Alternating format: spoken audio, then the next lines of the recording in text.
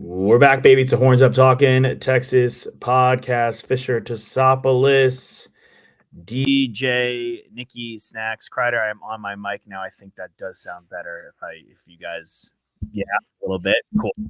DJ Nikki Snacks Kreider. We're back, gentlemen.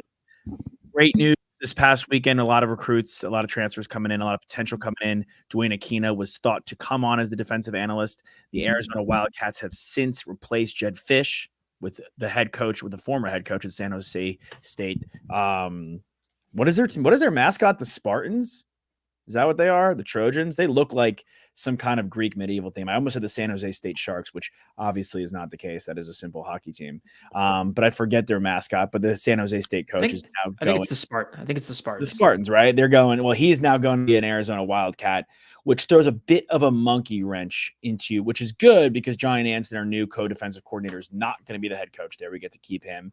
But Duane Akina, the man that many thought was behind DBU for the Texas Longhorns in the 2000s, he is considering going back to Arizona or staying at Arizona to become the defensive coordinator, which wouldn't be a death blow to our season. But I think he is one of those guys that when we're looking to add the right analyst piece, looking to add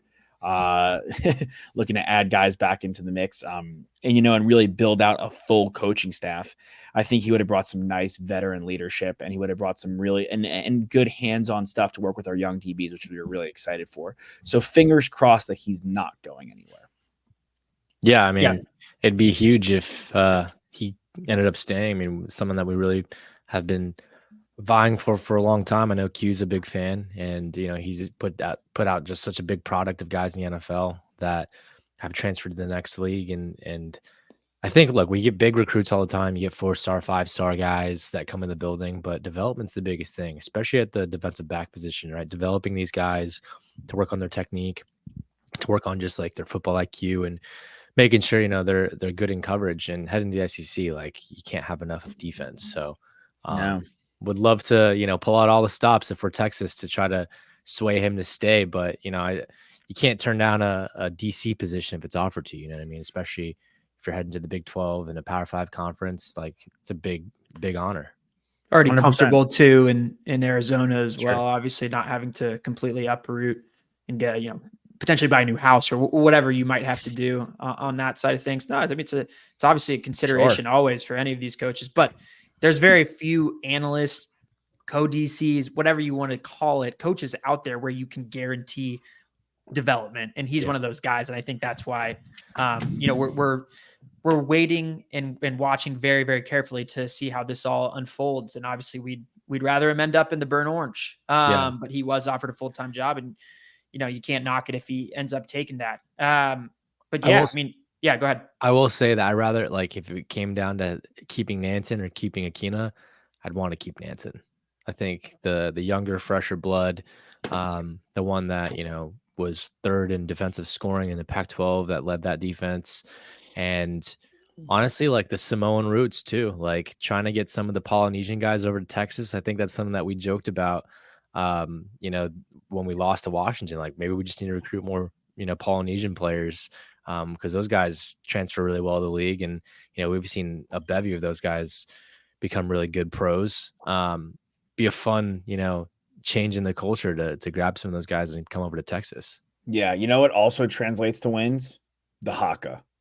So if we could get some of that into the building, like, I don't know if Nansen's bringing that per se, but if he's got some Samoan roots and he brings that to the defense, Alfred Collins, not only will he get another year of development, but having the Haka under his belt, learning the Haka, that's going to be incredibly important to his development and potential of going pro. Yeah, I'm with you. I think Nansen's his resume for what he did last year at Arizona speaks to itself, and we say it time and time again. It was an extremely strong Pac-12. We saw it firsthand how good Washington is, and Nansen was a guy who really helped get Arizona back to where it could be. Unfortunately, Jedd Fisch is leaving for Washington, which again is a great job and a great upgrade for him. But he helped, usher Arizona back into a new age of being a competitive football program. And Akina, we've all said it, we can't blame him if he goes and takes a job with a bigger title. It makes complete sense. And will he ever be a head coach? I don't know. But being a defensive coordinator for a team that could win the Big 12 next year in a 12-team playoff, like, you have to kind of ride that out. We haven't seen many Arizona players enter the portal, ironically. Like we saw a mass exodus from Washington. We saw a mass exodus from Alabama. We haven't seen a mass exodus from the Arizona players who were really, stepped up last year. So I think that's also something to keep an eye on. See if guys move and shake over there. But we hope to keep Akina, not counting on it. Having Nansen in there is really good. And I also want to say on the Nansen point, like I think a lot of the conversations I have with some people in the Texas Longhorn community, people really feel like, yes, it's still PK's defense and Nansen is just like has that title for fun. And I don't necessarily know if that's the case, because I think if that was the case, they would have just given him a position, like he'd just be a linebacker coach, or he would, and he would replace Choate. But no, he's really going to be the co-defensive coordinator. I think that was key in bringing him over from Arizona, where that was his position. Like, he's not going to downgrade from a good position. Like, again, like we're talking about Akina going to that position. He's not going to downgrade from that position just to join the Longhorns, when the Arizona Wildcats could have been really good. Yeah, no doubt. And I think it was something we talked about. As good as our defensive line was at stopping the run the entire season, this past season, I think there were times where we were curious as to different coverage packages that we would have liked to have seen out there, different blitz packages. And I think, adding another mind in that mix as a co-DC will allow us to get more creative defensively and tap into all these different defensive playmakers that we really, really do have. We don't need to go through our defensive backfield, but there's a lot of talent there. And that's why the Akina conversation is such an important one. And then, of course, this is not lost on any Longhorn fan or ourselves. We're still waiting to see who we bring in as our D-line coach as well. And that obviously will change how we approach blitzing and the quarterback getting after them, obviously stopping the run and whatever scheme we want to run too.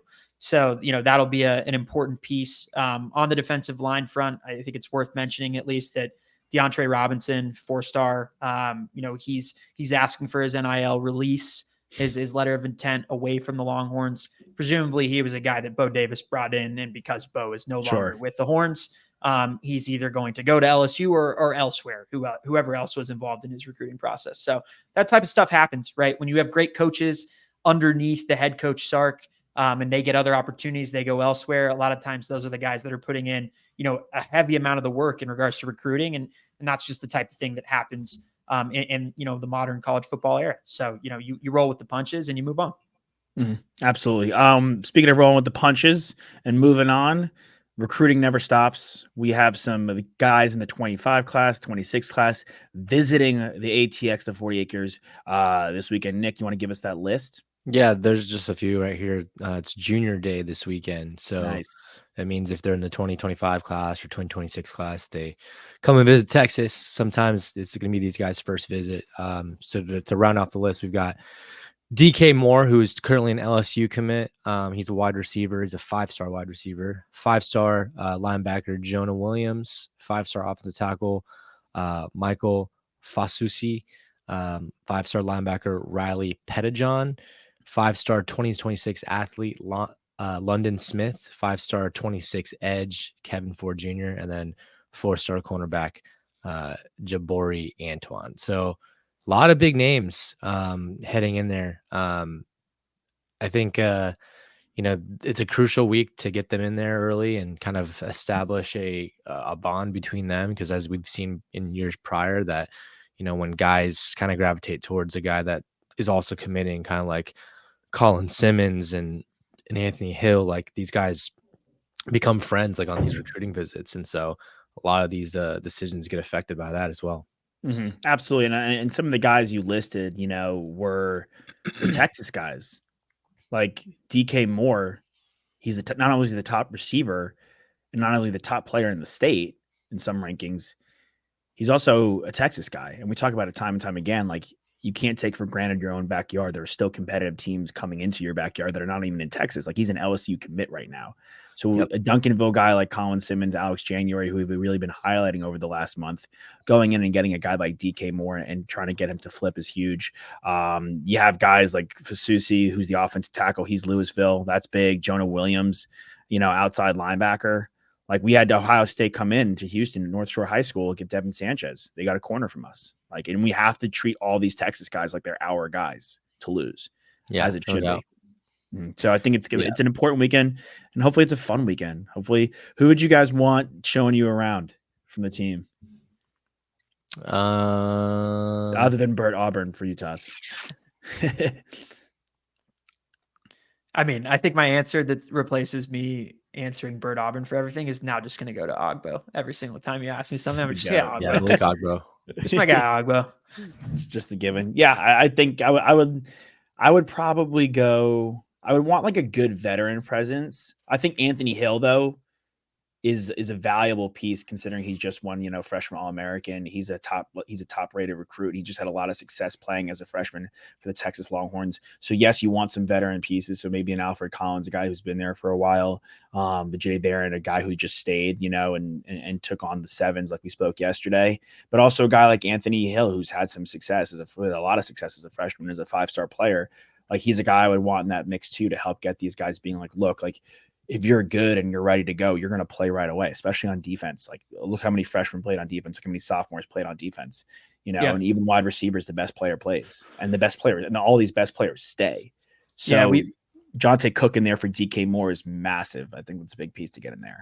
I was going to say Jonte Cook and I was going to add in Jaden Blue, both guys who were not, 1, 2, or 3s on the depth chart going into the season, but ended up, seeing time, and especially Jaden Blue, was crucial in our success down the stretch. So both those, any skill position guys, they're young, they're very vocal. They love the Longhorns. Like they seem like they know how to have a good time. Like those two guys, especially I would be looking to be leaders for some of those potential newcomers who are stepping onto the 40 acres, juniors and seniors. I remember what it was like when I went and visited Austin as a senior in high school, and it was the bright lights in the big city. There was a lot going on, and there was a lot to take in. So these guys have a good time. Josh decommitted from Northwestern. I did decommit from Northwestern to go to Texas. Honestly, one of the biggest like low key sway points for me was the tour of the stadium, seeing how massive and big and this is before it even got redone, like it is now, like how big and epic the stadium was, because we were on like a tour with it was like theater and science students. I was with my dad, and me and my dad are like, whoa, this is awesome. And no one else cared about the stadium. People were like, oh, this is cool. Like, and then we just got to the theater building, and we're like going through the theater building, and me and my dad are like, the stadium was sick. Did you see the field? Like, did you see the field? Did you see how many seats it was? And, I think it's obviously a lot of SEC schools have that, but I think, DKR, the city of Austin, is a really special place. Speaking of special, I would say maybe the greatest sports video game of all time is set to return this summer. And that's NCAA EA Sports. It's in the game. It's back, better than ever, hopefully. How do you think our team is gameplay versus like real life? Are we a better real life football team, or are we going to be a better gameplay football team in the video game? No, I think it'll be comparable. Okay. I think it's like when you play one of these EA Sports games, like they fairly rate the good teams. Like, the superstar talent always has, the higher rating. I'm sure Quinn will be one of the highest rated players in the game, at the quarterback position, at least. I'm sure people want to play with him because, he can move, and he can, use his arm pretty well. So, and then of course, I think Baxter's going to be highly rated, a guy that a lot of people are high on, and he'll be fun to play with. I think in those games though, like the best game mode is like the dynasty building mode, right? Where like you're not even playing against other people. You're trying to build a dynasty from like a tiny school that's like not a Power 5, and like just bringing them from the ashes to a national championship powerhouse. Yeah, absolutely. I mean, like I think there was like a challenge like on Xbox. So it was like I don't know if it was Old Dominion or Ball State, like bring them to a national championship level program. Well, that reminds me, remember when in quarantine, when our two houses had a competition like simming franchise mode in 2K to see if you could get the Detroit Pistons to 70 wins, which honestly, even like good foresight by us, because that was 3 years ago and look where they are now. But I remember playing that video game in my dorm room freshman year of college with Denard Robinson on the cover, and like just making all the recruits like from Texas. It was easier for us to go and get names. Yeah, like to go and get them. But it's such a fun game, man, and I'm excited that we're actually gonna get to see the players, not like Tim Tebow number 15, but like his name is like Mike Wazowski. I'm like, who it is, but it's like not. It doesn't say his name. Yeah, that was lame. It was lame. And you could also bring, I don't know if you guys ever did this, but if you play Madden and NCAA EA Sports, bring the draft class over. I always thought that was pretty fun, and try to get them in both. Yeah, I mean, there was people who like spent a lot of time and energy on updating the rosters where they got every single like player's name correct, and then you can download their roster, and they would probably adjust the ratings too, and then you would import that draft class into Madden. And yeah, I mean, those are for the OG diehards. But yeah, it's gonna be fun. I'm excited to see, how much time it's gonna be taken away from our daily lives. I'm sure it's gonna be a big pinnacle in our friend group. I want to quickly talk about some of the transfer portal guys, because this is like never ending. There's always news coming up in the transfer portal. We made a big splash the other day with Isaiah Bond. He's going to wear number 7. So pretty cool. 007 Bond. Very fitting. It should just let him rock both. I know. Like 007. They should just let him do it. Yeah, it'd be fun. But nonetheless, we're still in the mix for another wide receiver who also plays a slot, Silas Bolden from Oregon State. And not only did he visit Texas, apparently Texas is the front runner to land him now. So that'll add another transfer wide receiver into the mix to already go with Matthew Golden, Isaiah Bond.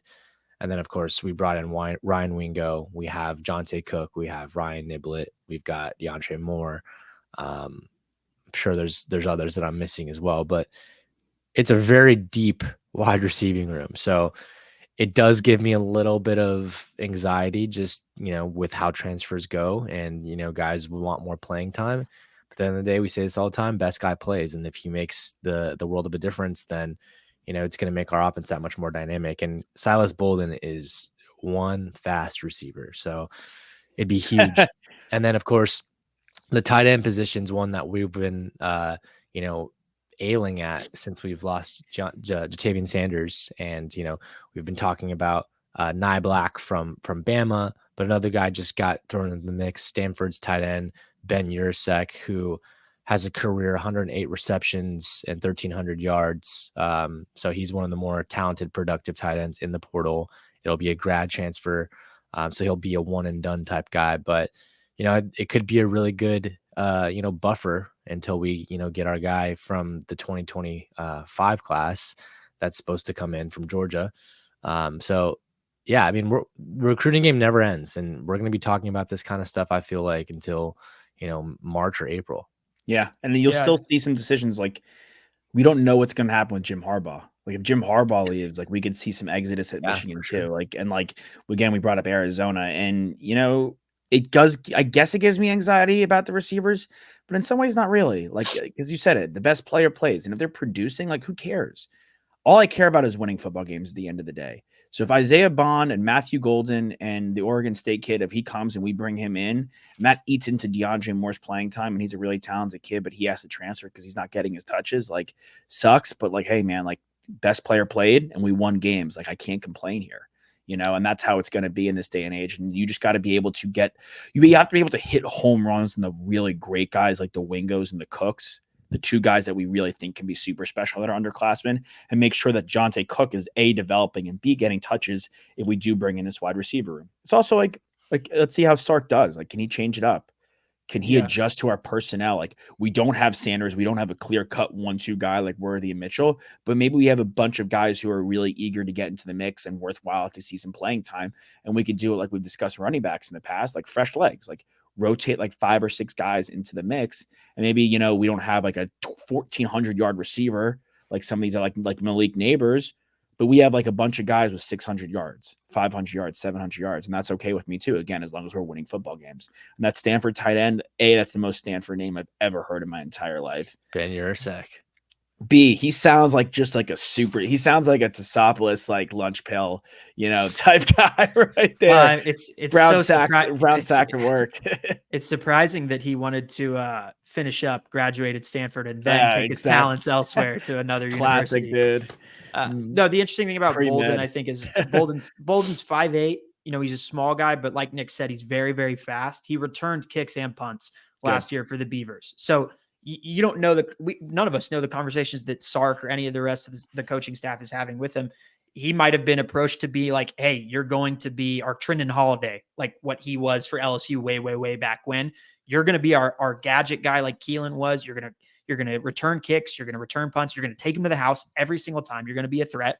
And that's what's going to make you stand out when the NFL is looking to draft guys. It might not be because every guy has a different skill set, right? And not every wide receiver in college football that's good can become a wide receiver in the NFL.